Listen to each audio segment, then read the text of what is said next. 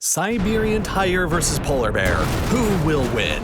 Before we imagine how the battle between them might pan out, we will pit these predators up against one another in mini battles over size, strength, endurance, dexterity, intelligence, and defense. And we'll look into how any battles between similar animals might play out to give our arena battle a stronger basis in reality. And then we'll show you how we think a battle between the two would pan out in an epic animal smackdown. They're both ferocious apex predators in frigid environments, but surprisingly, their ranges don't overlap. Long ago, the Siberian tiger could be found across Korea, Manchuria, and far eastern Russia. But due to centuries of poaching and urbanization of these regions, they're presently only found in far eastern Russia and along the Chinese-Russian border. Now, as an endangered species, it's estimated that only 562 tigers still exist in the wilds of Russia, and another 35 along the border with China. That's so few that Texas alone has more than 5 times that many tigers in captivity. Polar bears, on the other hand, despite being a vulnerable species, have a population estimated to be somewhere between 20 and 25,000.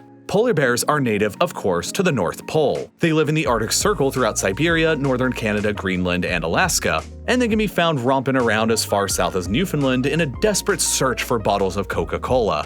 They spend so much of their time on sea ice and in the sea itself that they're actually considered to be marine mammals. In fact, their scientific name, Ursus maritimus, means maritime bear. So as you can see, it is highly unlikely that polar bears or Siberian tigers would ever cross paths in the wild, but that's why they're here with us now today in the animal arena.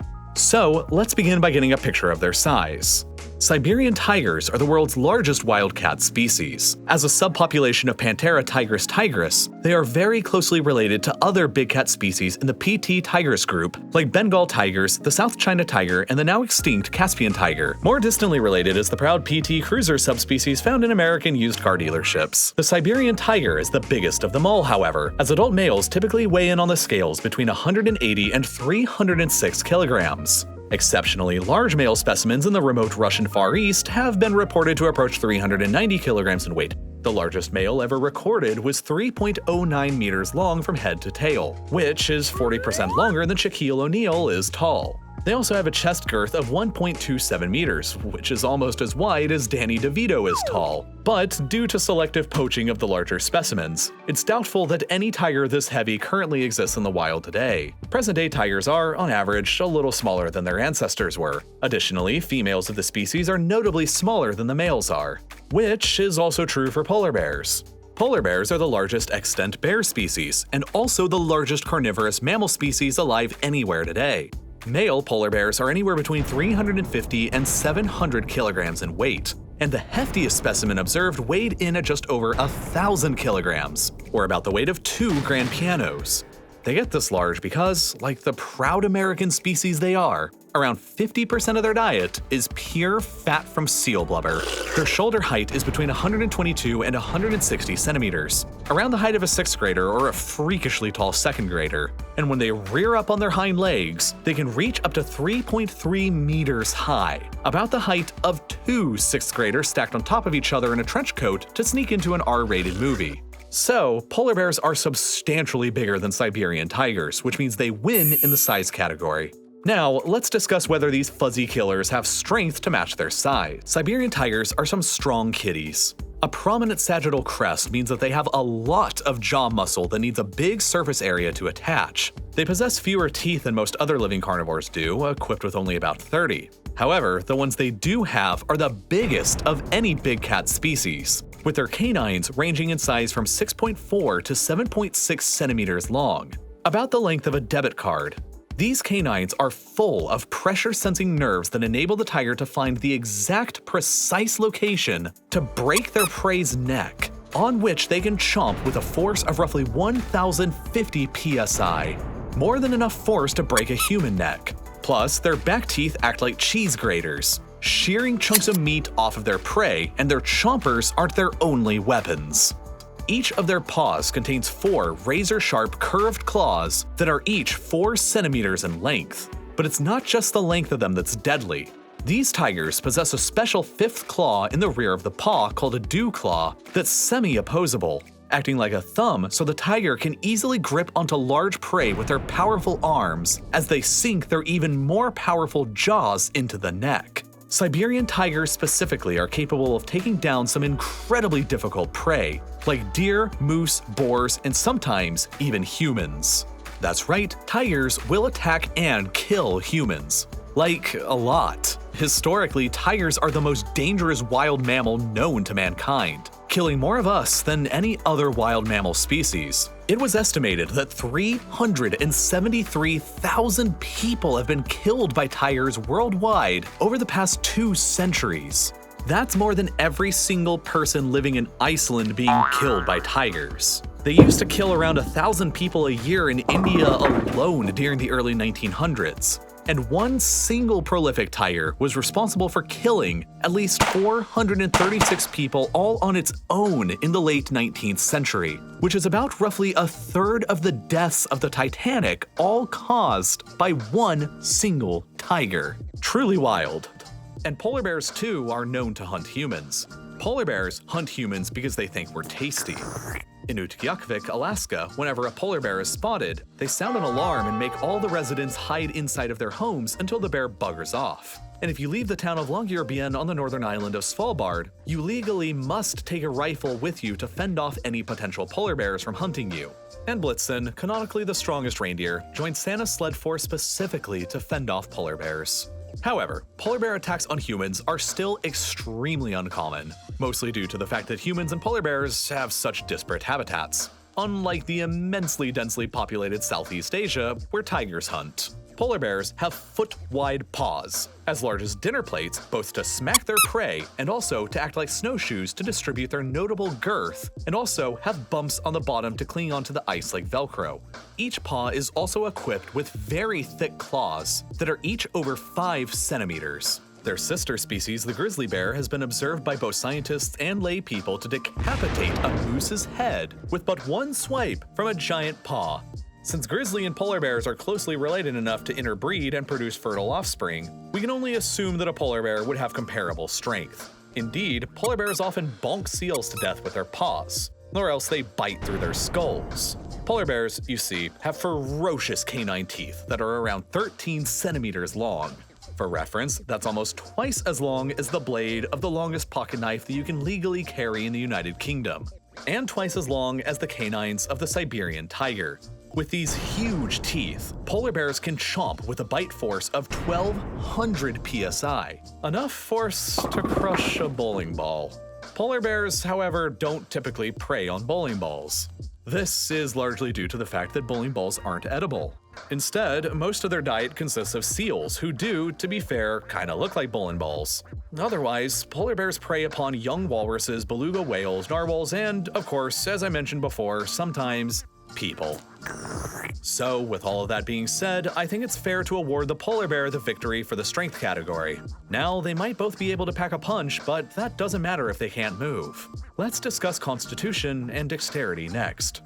Siberian tigers are capable of athletic feats that almost seem like superpowers. Imagine a creature with the agility of a house cat, but scaled up to the size of an industrial refrigerator. In short bursts of strength, they are capable of charging at speeds of up to 50 miles per hour, or 85 kilometers an hour. Since their hind legs are longer than their front legs, they can leap incredible distances, up to 9 meters in a single pounce, which is roughly the same length as an entire London city bus. So if you're sitting at the back of the bus and a Siberian tiger gets on board, you're not safe. They're also capable of jumping over 3.5 meters vertically, which is even higher than a basketball hoop. So yeah, a Siberian tiger could easily dunk on you. In 2007, a Siberian tiger was capable of escaping her zoo enclosure by jumping and climbing over a 4-meter-high fence in order to maul some visitors who were throwing things at her. Because what else are you supposed to do when you go to the zoo? As impressive as the tiger's agility is, though, they're only capable of using this immense power in short bursts of energy, so they prefer to sneak up on their prey first. They can move almost silently since their big paws are heavily padded and equipped with retractable claws. Combined with their excellent night vision and acute senses of smell and hearing, the Siberian tiger hunts alone at night in order to catch their prey even more off guard. They need to use every trick at their disposal because they need to consume, on average, 9 kilograms of meat every day to survive. and they'll generally make a kill about once every 6 days.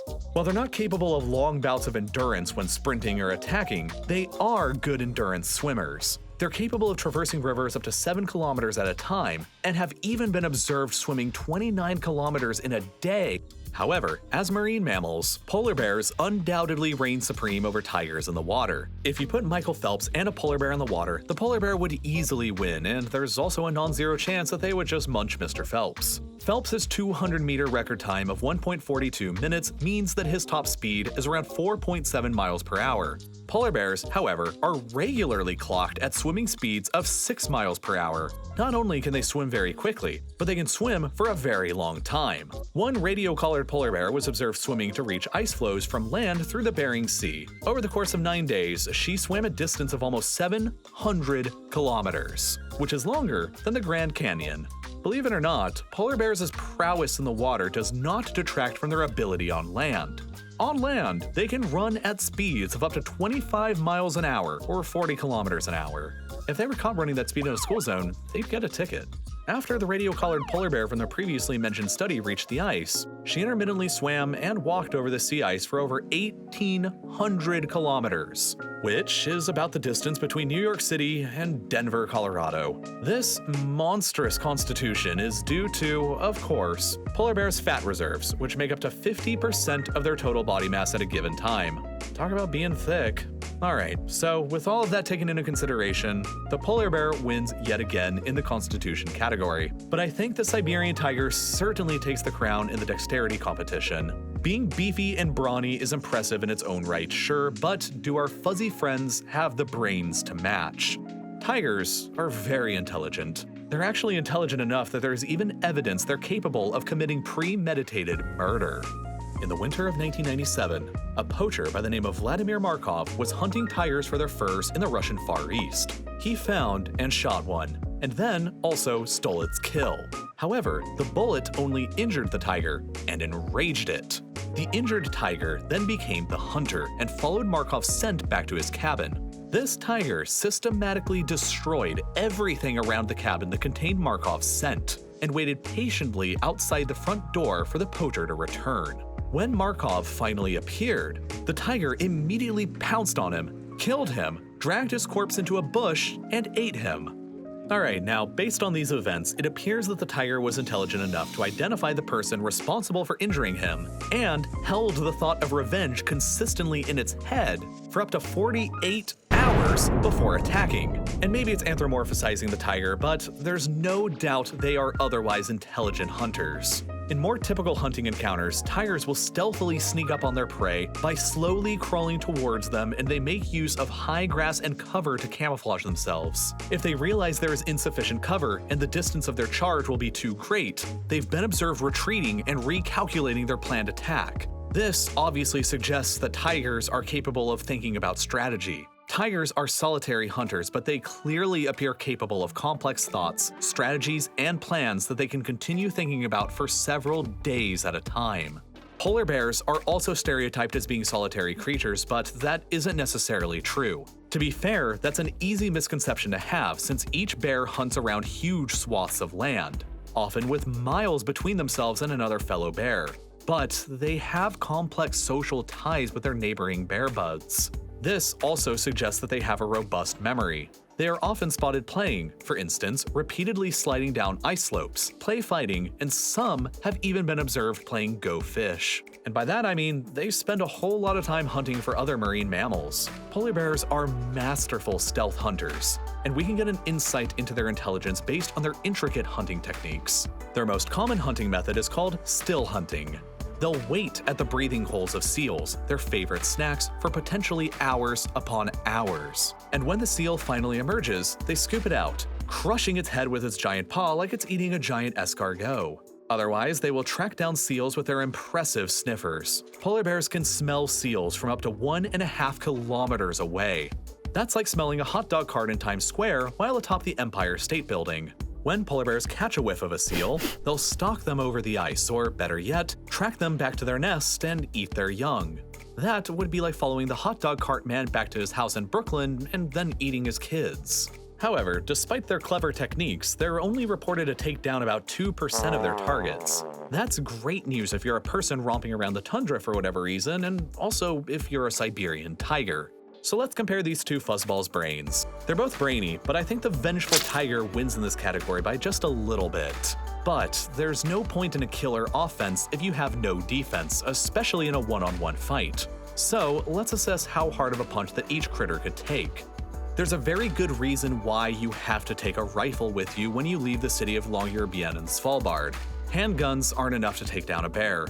Hikers who have had close encounters with grizzlies and polar bears will tell you, a shot from a handgun is only going to annoy a bear. Supposedly, if you shoot a grizzly or a polar bear right between the eyes with a small bullet, it'll simply bounce off because their skulls are just that thick. This might not be entirely accurate, but hunting guides will still tell you that the minimum round to equip yourself with to ward off a charging bear is the .44 Magnum. Bears are just so huge, and also polar bears specifically just have so much fat that it almost acts as kind of a lardy type of armor, and they also have a decently thick coat of fur on top of that. On the other hand, the entire tiger philosophy is that a tremendous offense is the best defense. In essence, tigers don't have much in the way of defense since they're apex predators that no one besides humans actively goes out of their way to attack. Their only traditional method of defense to speak of is their thick coat of fur. Underneath that dense coat of fur are simply skins and bones and I guess intestines and the like, but otherwise they have a deafening, intimidating roar.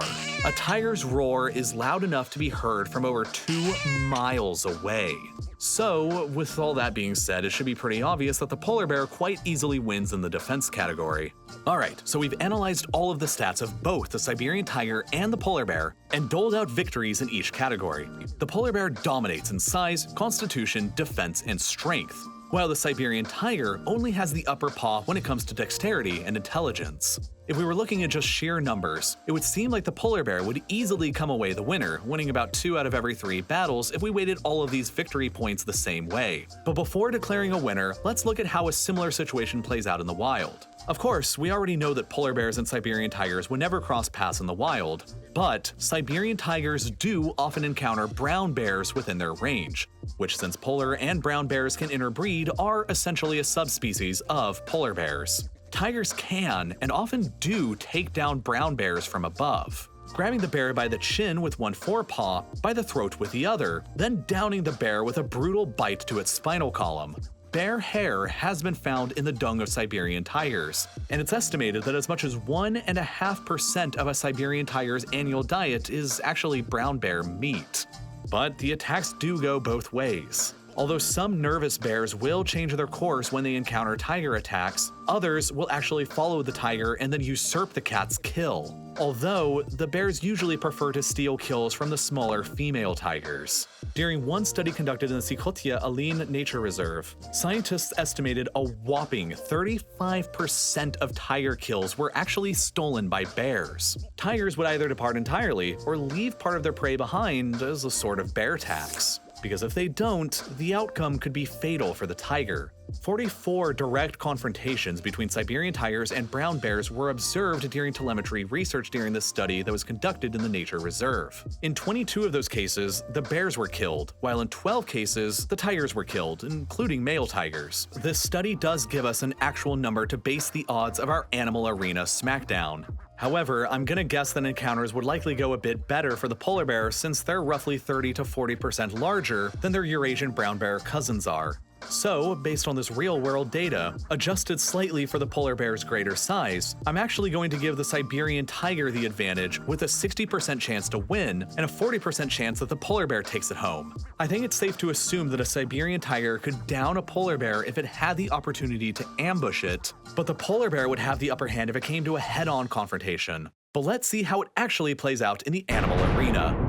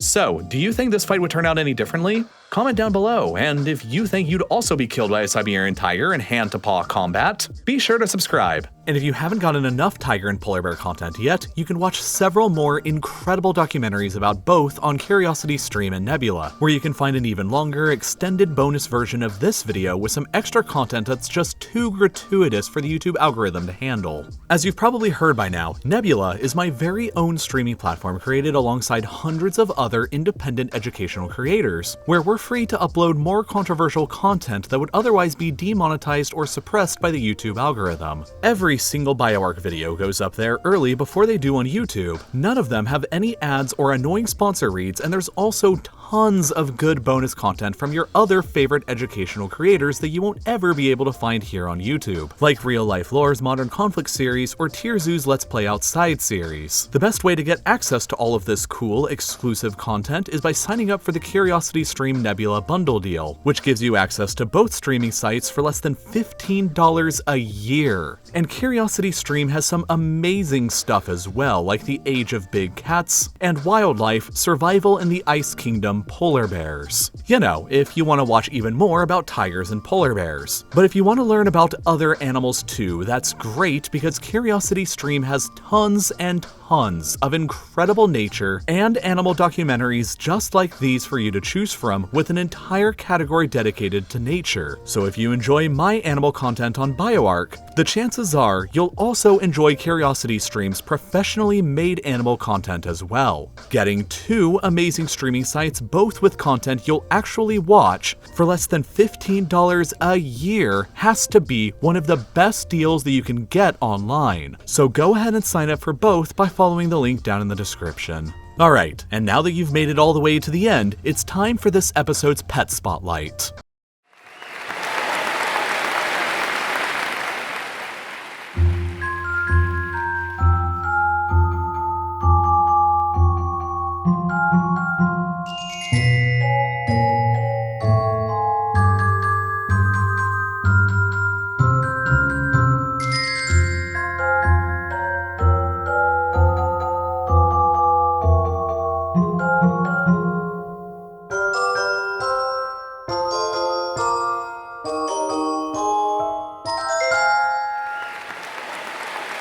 Thank you so much for watching. Please don't forget to subscribe and hit the like button, sign up for CuriosityStream by hitting this button that's on screen right now, and please send me an email at bioarc93@gmail.com with a picture of your pet if you want them to be featured in the next Pet Spotlight.